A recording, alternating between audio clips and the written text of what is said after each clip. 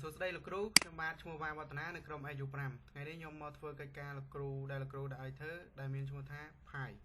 ជាដំបូងខ្ញុំប្រើ command who am I ដើម្បីមើលឈ្មោះ user របស់ខ្ញុំហើយនេះគឺឈ្មោះ user របស់ខ្ញុំឈ្មោះវឌ្ឍនាបន្តមកទៀតគឺខ្ញុំប្រើ command ls ដើម្បីមើល file ដែលខ្ញុំបានបង្កើត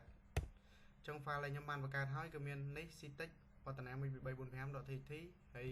វឌ្ឍនា 19.txt បន្តមកទៀតគឺខ្ញុំប្រើ command vim.txt ដើម្បីចូលទៅសរសេរ data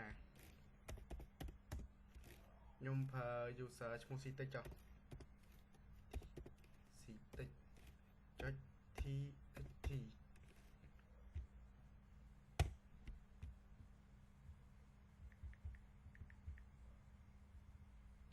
បន្តមកទៀត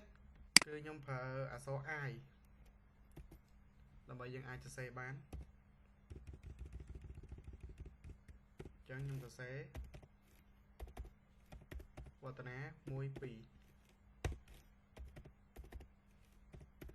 ឌ្ឍនា 123 វឌ្ឍនា 1234 ចុះហើយបន្តទៀតខ្ញុំប្រើ escape ហើយ shift.2 ហើយប្រើ command wq ដើម្បីចាក់ចេញហើយដើម្បីយើងទៅឆែក command នឹងបានទៅឆែកមើល file ដែលយើងបង្កើតមិនបានគឺខ្ញុំប្រើ command cat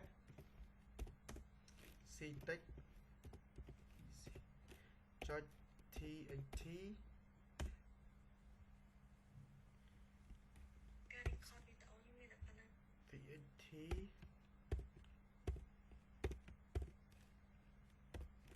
ខ្ញុំប្រើ head ដក 3 នេះ